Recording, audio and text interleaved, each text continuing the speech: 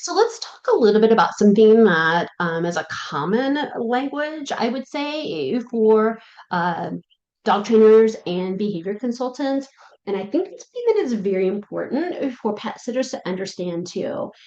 If you've never heard of trigger stacking and why this matters to pet sitters, let's talk about this. Okay. This is very common.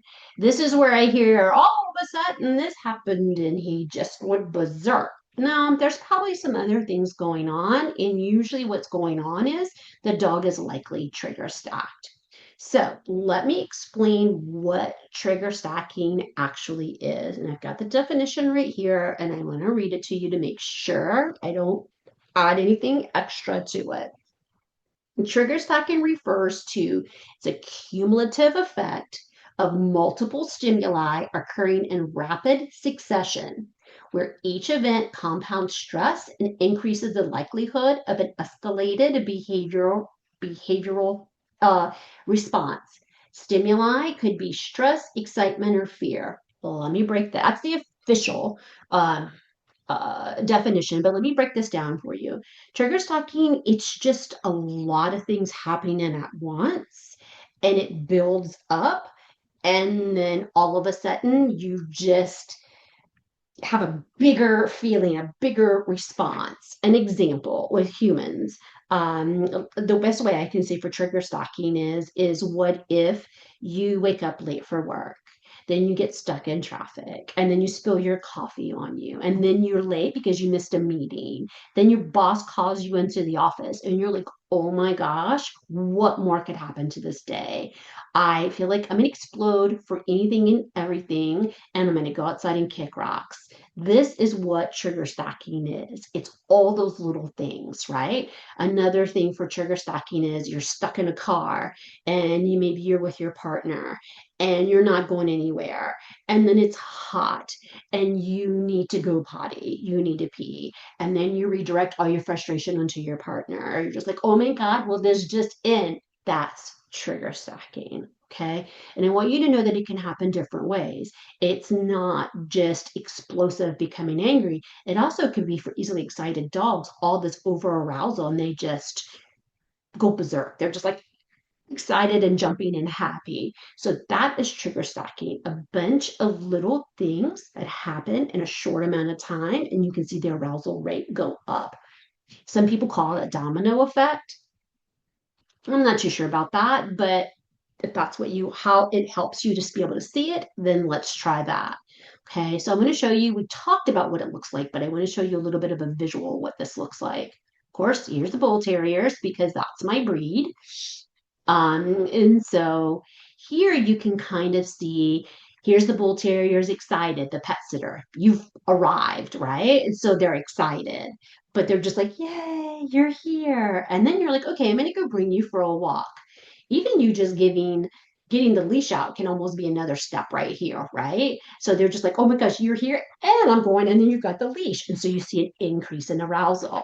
Then you bring them out, and so they have you, they go out for a walk, and they see a bike that moves really fast, and then they start jumping. They're like, oh my gosh, oh gosh. And you're thinking, what in the world is happening to you?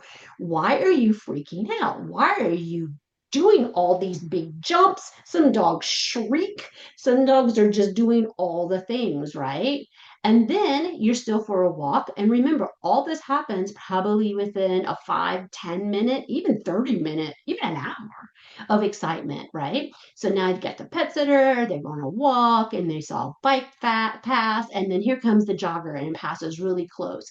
And the dog either starts to bark at them, lunge at them, or whatever it is. This is trigger stacking. All these little pieces keep adding up, and that increased arousal just keeps going and going and going. Okay, I see this a lot. This to me is telling me this is the environment working on the dog. Okay, this isn't anything you're doing. This is just the environment working. There's a lot of activity going on, and some dogs can handle it and some don't. Now, some will get overexcited, some will bark, and then some actually will start to freeze and shut down. The dogs that don't want to walk, and you're just like, okay, You're here. Okay. There's the bike. Oh my gosh, I don't know. Here's a jogger. Oh my gosh, I really don't know. That is what's trigger stacking. So here is what you can do about it. Okay. So the biggest thing for this is, I think I have a little thing, observe it, see it. Like, okay, I think he might be trigger stacked right here. Okay. Or you maybe even have a little extra one where you're like, okay, here he is. He's excited. I'm here. I'm putting the leash. Okay, he saw a bike the minute we went outside in the front, and now he's out of control. What do I do? Do I keep walking him until he sees all the things and gets up here?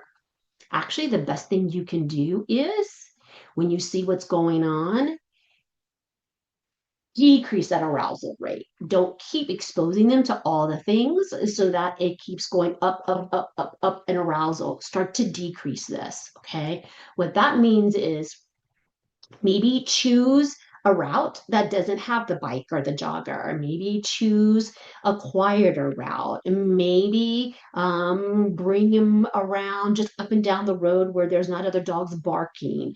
Choose a quieter area, maybe decide to play ball in the backyard for a dog that gets easily trigger stacked and the arousal gets a lot bigger, it starts to kind of increase.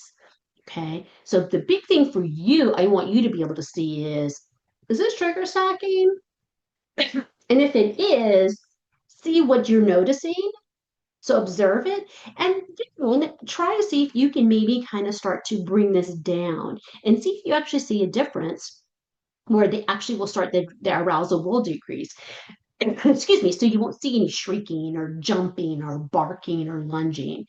If you continue doing this, if you continue doing this, the dog is rehearsing behavior and it's just going to get worse. They'll either just use excitement to cope when they get overexcited and jump all over you and almost pull your pants down and knock your drink out your hand and all those things, or they'll start lunging and barking at other dogs or people, or yeah. So this is what you don't want. You never want to get to this point. If you see this and you get to this, that's when you start to bring and make some different decisions for that dog.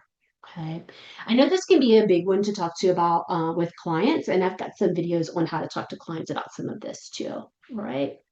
So observe it, see it, decrease it. So this week, I just want you to go and observe dogs that you're seeing this week. If you're off, just observe dogs in the park or videos. And what do you see? Do you see the increase, right? That's the first thing I want you to see. And then start thinking of what can I do differently so I can decrease that arousal, but still meet that dog's needs. Okay. All right. See you in the next video.